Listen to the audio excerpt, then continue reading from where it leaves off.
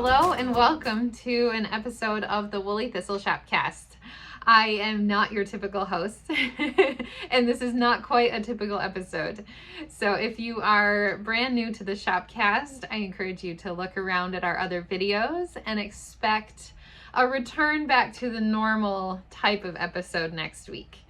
My name is Caitlin and I'm part of the Woolly Thistle staff, but usually the Shopcast is hosted by Corinne, the owner and founder of the Woolly Thistle, and her co-host Maggie, her first and longest time employee. They have a wonderful back and forth banter and lots of really great things coming right to you from the shop. They are currently, I think, back now at time of recording from Vogue Knitting Live in New York City, and also jumping into a very busy work week. We have lots going on in the shop this week, so rather than taking a full break when an episode is expected today on Friday, I volunteered to intro a few things here in the shop and catch you up a little bit. So like I said, my name is Caitlin, part of the staff. I work remotely from Indianapolis, so unfortunately I'm not in the shop to be able to show you lots of new things, but like I said, we are coming back next week on the 31st of January with a full episode with Corinne and Maggie and our usual contributors. After that, I think we'll expect to go back to an every other week sort of a schedule. So I have some things to share with you about goings on in the sort of Thistle community, a tiny bit of what I've been working on. And then the main part of this episode, I wanted to go and revisit some of our best color work segments. Kelsey and Emma have both contributed in the past. Lots of their insights into planning your color work project, choosing colors, even working with the stash you already have. So enjoy a little bit of current shop news, and then we're going to take a trip back to some of our previous segments for the later part of this episode. We are getting ready for our Colorwork Accessories knit along, hence the theme of colorwork planning. That knit along starts on February 7th. And will continue, I think it's 6 weeks until March 23rd. And so a lot of people in our community are getting their projects ready, digging through their stash, or shopping new kits in the shop. And sign-ups are currently open on our website to participate in the KAL. It's a free sign-up. It gets you on our email list so you receive KAL-specific emails. You also receive a free download of the Balahulish beanie pattern. That's one of Corinne's more recent hat designs. And then it also includes a discount code for if you're purchasing the Intro to Colorwork course. It's a video course that we put together a couple years ago. And it's actually Emma, who you'll see later in the Shopcast, who walks you through getting started with colorwork in those videos. First, I guess it's been a few minutes already, but first of all, I wanted to do a quick mention that we have in the shop have been thinking of all of those in LA affected by the fires, the wildfires that have spread there. Our hearts go out to all of you who may be watching, who've been affected or know someone who has. And in the show notes of this video, we've placed a link to a lot of resources if you're looking to donate, if you have the means. The show notes can be found if you look underneath this video on YouTube. There's a drop down that says more, and you should be able to see lots of links to everything that we talk about, and can find more information there. I'm first going to announce a winner. We pulled 2 winners from every episode to win a $25 gift card to the Woolly Thistle. I guess I should also say what the Woolly Thistle is. This is my first time doing the whole intro, so I don't want to miss anything, but it might be a little disjointed. The Woolly Thistle is an online yarn shop, and we are also now in person as of last summer. We've been online for, I think, 8 years, maybe almost 9, and just this past summer opened up a storefront. We're based in West Lebanon, New Hampshire, USA, and we ship worldwide. So we have just a really robust online community of shoppers and also just fans of the Shopcast. We have a Facebook group, a Ravelry group, and we have, presence on other social media places. So when you win a $25 gift card, you will have access to shopping our entire website of yarns and notions and books. We specialize in woolly wool from especially the UK and elsewhere in Europe, but we also have some that are local-ish to the US, to us here. And yeah, like I said, we do ship worldwide, and just have really great customer service and a really great hardworking team at the warehouse and storefront in New Hampshire. So our first winner of a $25 gift card is Joanne Mosley 8994. And Joanne's comment on the last Shopcast was, OMG, I had completely forgotten about Dolly Mix. I also loved that as a child. I think I need to make those wrist warmers. I'll tell you more about what she means in a minute. But Joanne, if you could claim your prize by sending us an email to info@thewoollythistle.com, put prize winner in all caps in the subject line. That helps us find your email quicker and get your gift card out to you by email. If you want to be in the running for a gift card prize on our next Shopcast episode, then on this episode, you need to like the video, subscribe to our channel, and then leave a comment down below this video of something you enjoyed in the Shopcast, something that resonated with you, what you're knitting on, just anything. So we'll pull some winners in the next episode. So yeah, keep an eye out in the future. So Joanne was talking about Dolly Mix. That is a British, I think, Scottish candy that Corinne remembers enjoying as a child. It is actually still out there. We're hoping to get in some to the shop just so we can enjoy it and see. Her most recent designs are the Dolly Mixtures, wrist warmers, and tam. You'll have seen her wearing them in the last episode of the Shopcast, episode 244, so you can check those out and hear her story behind them. So that's what she's talking about, Dolly Mix. It's a candy mixture, lots of bright colors. Next, I want to tell you some of what's going on in our community. We're in this funny place this week where I'm recording early in the week. The Shopcast comes out on Friday, but in between there, we are having a visit to the storefront from Eva Christie. She is the founder and owner of the Scottish Yarn Festival. It's a festival that takes place over in Perth, Scotland. I think there's 2 events that they host every year now, and she's also expanded her projects to include her own yarn line, and that's something that we've carried at the Woolly Thistle for over a year now. It's called the Scottish Yarn Festival Yarn. There's a fingering weight 4-ply and a DK weight yarn. She is over in the US enjoying Vogue Knitting Live and touring around to some of the shops that carry her yarn, and we are so happy to be on her list of places she's coming. So we're gonna have a really wonderful evening. By the time this is live, we will have enjoyed a wonderful evening with Eva from 5 to 7 p.m. on the 21st. So if you were there, I'm sure it was a delightful time. So yeah, Eva, thank you so much for coming, for sharing your beautiful yarns with us. And yeah, if you do want to check out her yarns in our shop, we should still have some available on our website, Scottish Yarn Festival. We also heard that Sarah of Fiber Trek, that's another wonderful YouTube channel here, and she's a good friend of Corinne's. She has opened and started her Kristen Wiola knit-along. Back when she visited the shop in the fall, she was inspired by Corinne's Agnes cardigan, Agnes kofta, and so she's ready to cast on her own, and she's kind of built some excitement around Kristen Wiola's designs. So she is hosting that over on her own Ravelry page. And so we've got a link in the show notes to her page if you're inspired and want to join in on her Kristen Wiola knit along. It's going on this entire year, has just started in January. Quite an informal, fun kind of way to center around a designer and her designs. As of recording, we are less than 100 subscribers away from reaching 20,000 on this channel. I'm keeping a close eye on those numbers, and once we reach that number, we'll be able to celebrate just a little bit here on the channel. If you are not subscribed, please do. If you know any friends who would want to subscribe, please encourage them to join.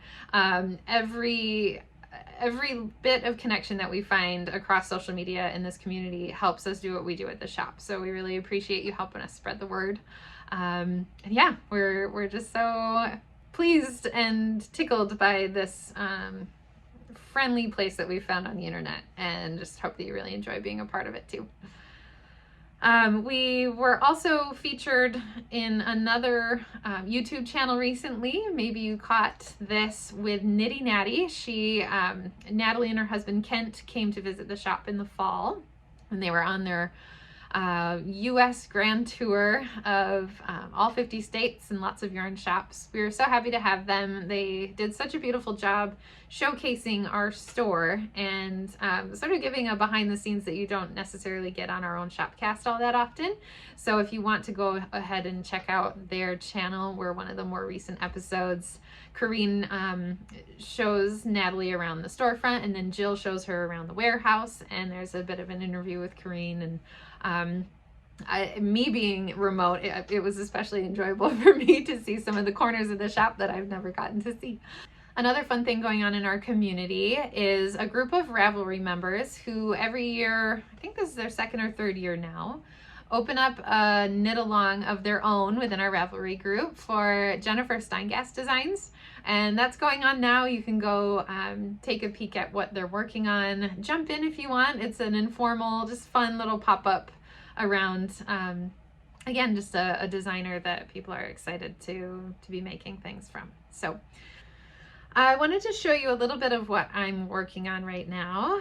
Just a tiny bit of like brand new knitting content before we get into a few things that are in the shop, and then to our segments from Kelsey and Emma with their colorwork tips. I've been having a lot of fun working with WoolDreamers Mota yarn right now. It's not my first project with that yarn, but I just really enjoying what I'm working on. So I wanted to show you what progress I have. In the last episode where I had a segment, I talked about plans to make the Spice Cardigan by Andrea Mowry. This is a pattern I'm making for my husband. I made the Spark Cardi 2 years ago for myself, and my husband loved the feel of it so much that he asked for something similar.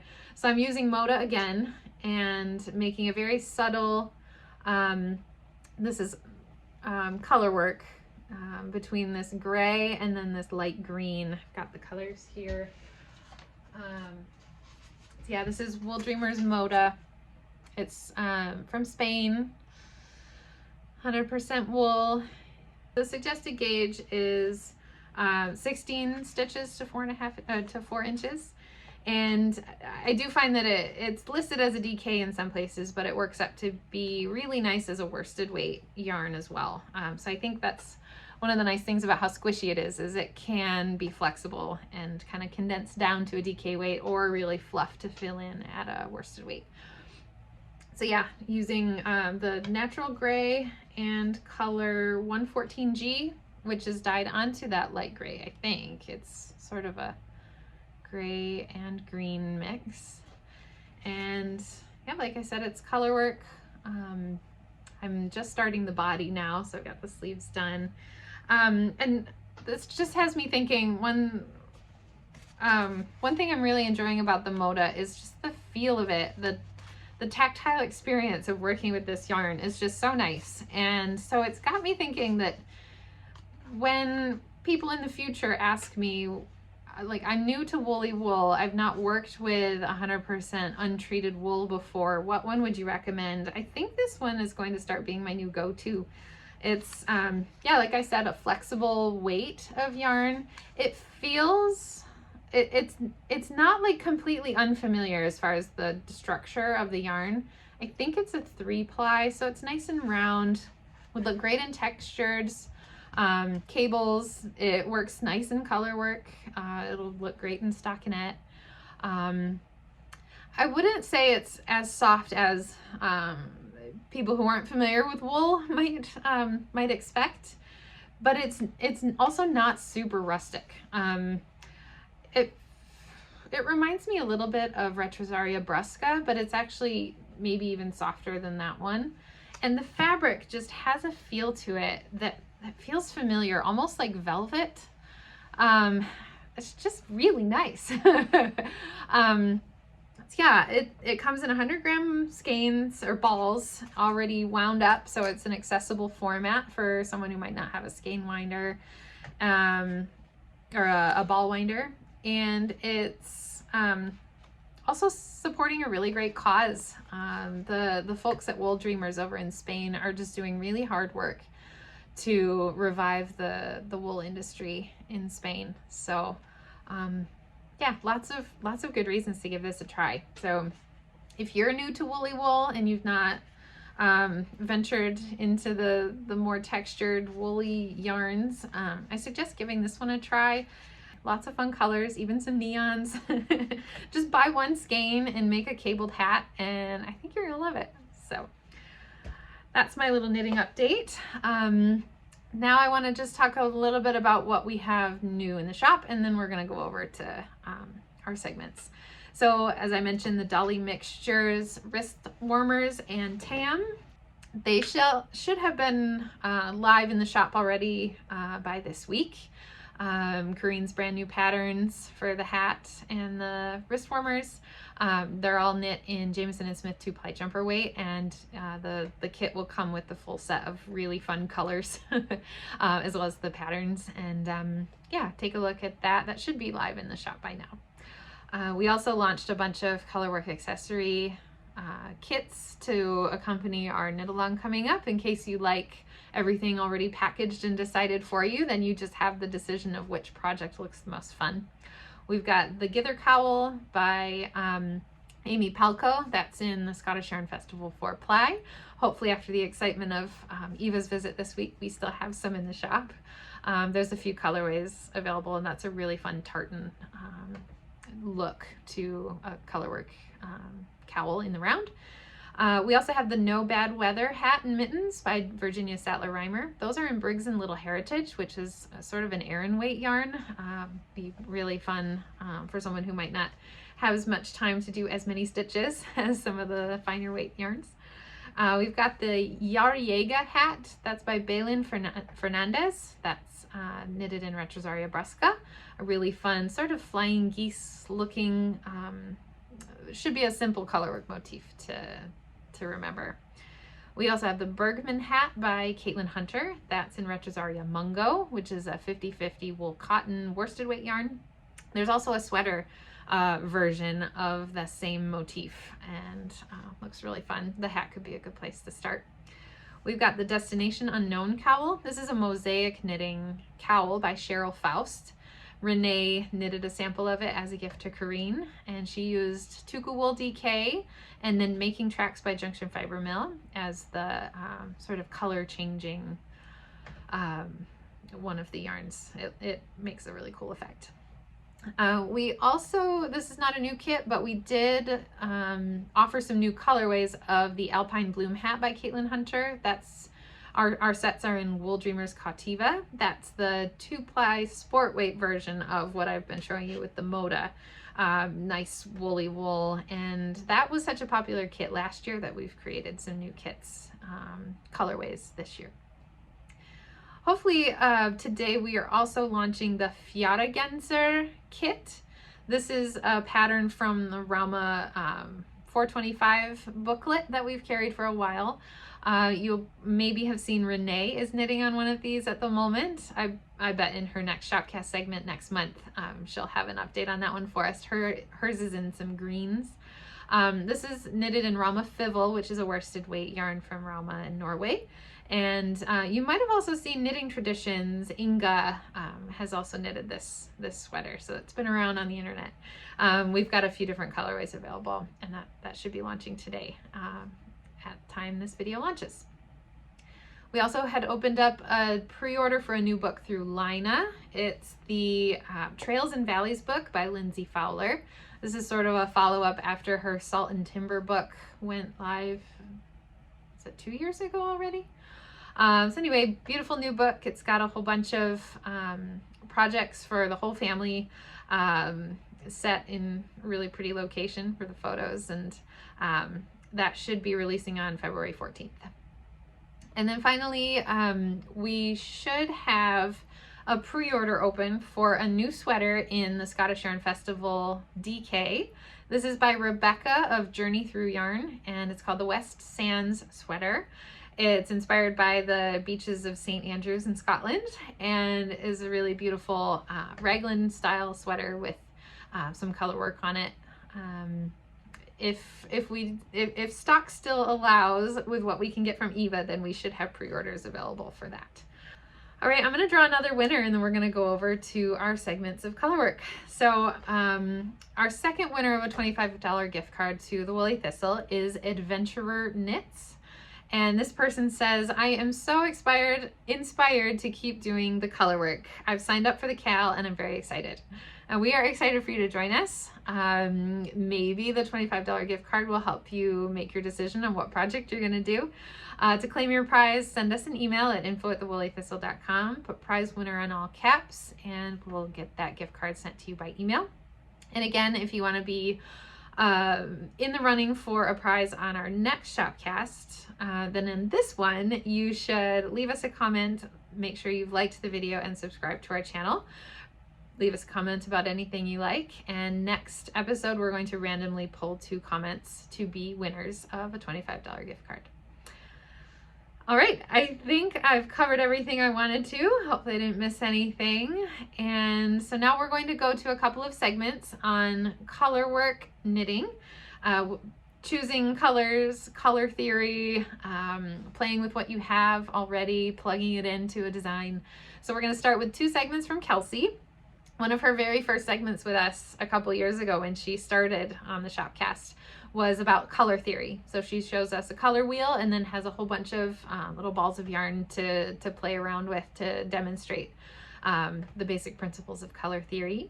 And then her second segment is going to transition right from the first to the second, and she has some more tips for swapping out colors from a design that already exists, looking for sort of the themes of what the designer chose and how you can mimic that with what you have. And then we have a segment from Emma. She's going to, this was maybe a little less than a year ago. She was on, and I just had so much fun watching this video. I wanted to share it again for those of you who are newer. She has quite a wonderful stash of Shetland yarns, and so she pulls from her bin of yarns without even looking, and she gathers several colors together and talks about how she would plug those into a design. I think you'll really enjoy that too. All right, so we're going to transition over to those. I think that all I have left to say is, if you go out, take your knitting, and we'll see you next time. Bye. I wanted to come and talk to you a little bit about basic color theory. Now, choosing colors can be really scary, and I totally get that, and I'm always happy to field your emails and to answer any questions you might have. But when you have some knowledge of color theory and can choose your own colors and just have a better sense of new colors that might work for you, it's really empowering. It's really something that can change how you knit, how you plan projects, and get a little more creative with the colors that you might use. So the first thing I wanted to talk about is using a color wheel. Color wheels can be extremely useful and extremely helpful in picking out different colors and understanding how they work together. This one I bought for $6 at a local craft store, and it shows all the different colors that you might use and what happens to each of those colors as you add other colors to them, including the non-colors black and white. But what's really interesting is on the back here, we have information about complementary, split complementary, triad, and tetrad color combinations. So let's see what that looks like. First of all, it's important to understand shade and tone. Black and white are not technically colors, and gray in between them is also not technically a color.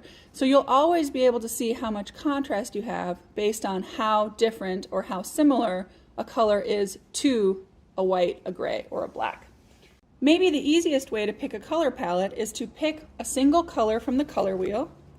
So in this case, I'm looking at kind of a yellow-green color. And then choose different shades of the same color. So here we have a light, a medium, and a dark, all colors that I would consider to be yellow-green. This one tends a little bit towards green, but you can see how they all work together. This one is a little bit more yellow and a little bit lighter. Then this one is a true yellow-green to me, and then this one you end up a little bit darker. The same is true with this palette of blues. These are two colors of Jamieson and Smith jumper weight, and this is a Rauma fennel garn. But you can see how they would all go together based on how light or dark they are, even though they're the same color.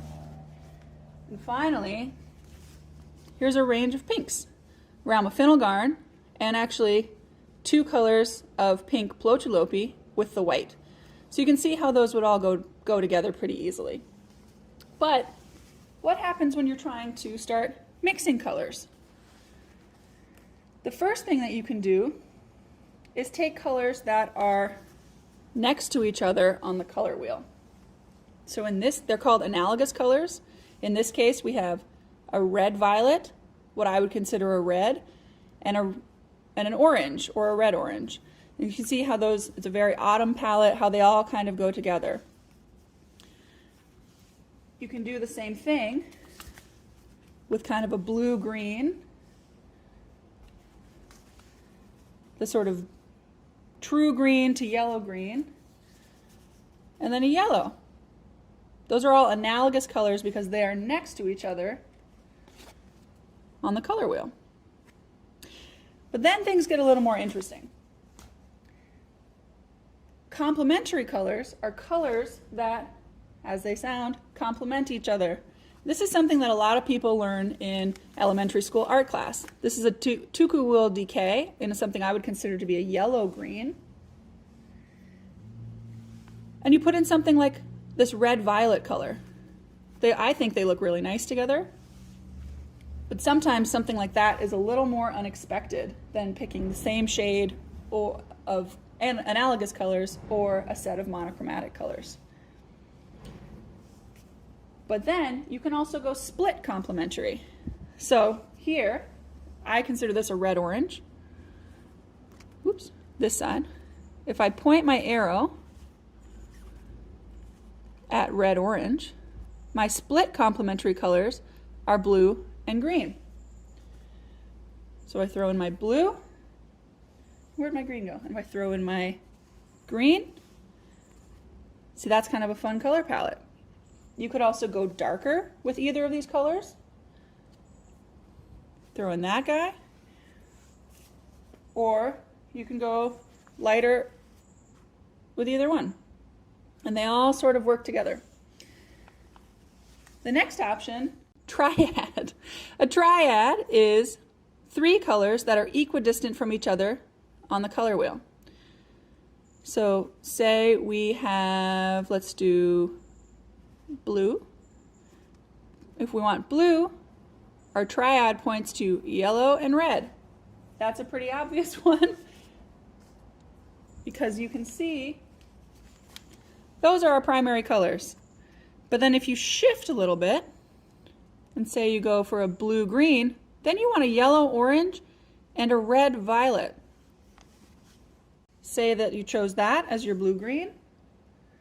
Throw in a yellow-orange and a red-violet. Then you have a new tetrad of colors. Sorry, I keep saying tetrad, triad of colors that I think work really well together. But then what if you need 4 colors? 4 colors, you start getting even more complicated. So you have 2 options. You have kind of this rectangular tetrad and you have a square tetrad. So working with, let's start with the rectangular one. If we go rectangular, if we go with violet, we end up with green, yellow, and red. So what you have here is 2 sets of complementary colors, yellow-violet and red-green. And at first glance you think, that might not be great together, but if we go purple, I don't like that green as much. Green, yellow, and red. Oops, got the blue stuck. You can see how it works together, everything is different, but it all kind of blends. The next option would be something like this. Say we still liked our violet, but we wanted to go with a blue. So let's go blue. So here we go. Violet, blue, yellow, and orange. Violet, blue, yellow, and orange. And sorry I don't have the orange. I have it knit up. I don't have it actually as a ball anymore. But they all kind of go together. And because you have the orange, blue, with the yellow and violet, it all kind of works. And just as an example, I knit a Katie's Kep with some of these colors in mind. So the background is the dark purple, then you have some blues, some oranges, and some yellows to get that sort of tetrad style color. Finally, you have a square tetrad, which again, I'm going to throw in my purple, this red-orange, then we're going to go in with a blue-green, and the yellow. So again, you have a set of colors that you might not put together, but actually when you do put them together, they look pretty good. But when you start taking them away, maybe you take away the blue-green, it's not quite as, I don't think that works quite as well. Or if you take away the red-orange, again, doesn't quite work as well because you need all four of them to balance out that tetrad. So the only other thing to talk about with color theory is just lightness and darkness. We talked about it a little bit with the monochromatic color set, and let me bring these back down. If you have colors that you're interested in, you say like, I don't know, maybe these do or maybe these don't have enough contrast with each other. Something I like to do is to take a photo of them with my phone and then set it to black and white. Because then that'll show you exactly what the tone is, what the sort of blackness or whiteness of each color is. Because in some cases, you have colors that you think, hey, this and this, those are different colors, right? But I bet, I can't do it on this video, but I bet if you took a picture of those two colors together, they would blend so much that you wouldn't be able to tell which one was which. And that's something that you want to avoid, especially when you're doing fine color work, because you won't be able to see some of that detail. It's less important with something like stripes, but in color work, you really want both the colors to be different and the sort of shade to be different. Okay, so I guess my takeaway is $6 is worth having one of these color wheels. And even if you're just sitting there spinning them around and thinking, I didn't really think of blue-violet going with yellow and orange, but it works. I didn't really think of, let's say, green going with yellow, orange, red, and blue-violet, but it works. And these are just options that you have to explore color, explore your tone and shade with adding black or adding white to a certain color, and being able to pick out some new options that you may not have considered for your colorful knit projects. I'm a big fan of color work, and I get asked all the time about beginner color work, first of all, and choosing colors for color work, second of all. So first thing I'd say about beginning color work is make sure you have only 2 colors per row. That is what traditional Fair Isle does, but there are often Scandinavian or other European color work patterns that will end up having at least a few rows that have 3 or even 4. Just the nature of how the motifs are different. Fair Isle motifs are often sort of in little stripes or bigger stripes, but it's very horizontal looking, where some of the Scandinavian like colorwork yokes have a little more of a vertical look, and because of that you end up with like the point of a zigzag stripe, or the center of a Selbu rose or something having 3 colors in it. So just take a look at a chart and see if you ever have more than 2, because that's going to really complicate how you're holding your yarns and how you're tensioning your yarns and how your color dominance is working. So that would be my first tip, is to choose patterns with 2. The second would be to choose a pattern that the inside doesn't matter very much. There aren't a lot of colorwork patterns that are knit flat, but they do exist. So things that I would recommend are more like tube cowls where the inside never shows. So even though you're knitting in the round for a colorwork cowl that goes up, you sometimes, depending on the yarn you're using, it can sort of flop down, and I'm not concerned about the floats in the middle, but some people get a little hung up on how your floats look and like how to weave in your ends properly so that they look really nice. You don't need to weave in your ends in a way that looks really nice for them to be effective in holding the yarn. So when you're knitting in a tube, so for example, the tapestry cowl that we have, you're knitting a very long tube and then grafting it together at the end. All of your floats and all of your ends are already in the middle. So you're never going to see them. You're never going to have to deal with them. You can sort of weave them in a little bit, but it's really not going to matter very much, especially if you're using one of our yarns like Rauma Finalgarn, like Jamieson and Smith, or most of our yarns, frankly, have enough tooth to them and enough grab to them that they won't be pulling out at all.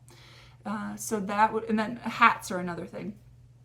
Yes, you can see when you take the hat off, but when it's being worn, you're never seeing the inside of the hat. So that makes it a lot less stressful that you're only caring about the right side and not about the wrong side.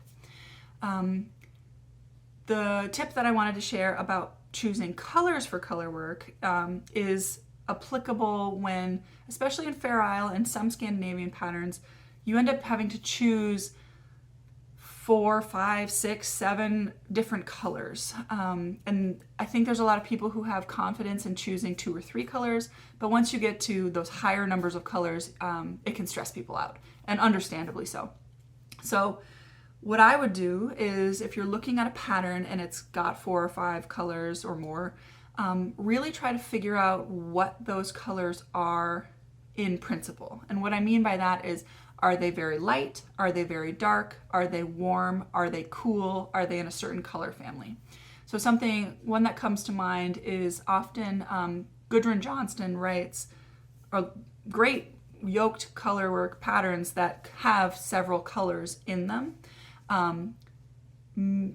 Quite a few of them have pairs of colors, so like a light orange and a dark orange, and then a light blue and a dark blue. So when you're picking your colors, you think you're picking 4, but it will actually work really well if you pick a light and a dark of 2 colors. So you're not picking 4 different colors, you're picking, maybe you're subbing light green and dark green and light purple and dark purple for the oranges and the blues. And subbing them in for the lights and the darks in the pattern. Because when you're going through complicated color work, it's often used in different places. And so if you're swapping light for light and dark for dark, you'll end up where the contrast will always work well. That's also true in some Fair Isle patterns where there's a grade, especially towards like the middle of a star motif or some of the corrugated ribbing, there's a gradient.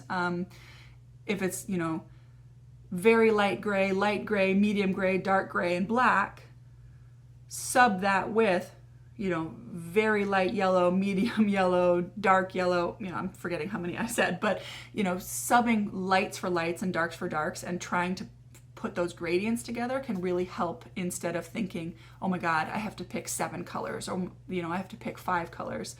You may actually only be picking 2 or 3 colors, which is a lot more manageable, and then just picking different tones, the sort of lightness or darkness, tones and shades of those tones and shades, tints and shades. I'm forgetting the colorwork names, but the lighter and darker versions of the same core color. So that can really streamline things for you.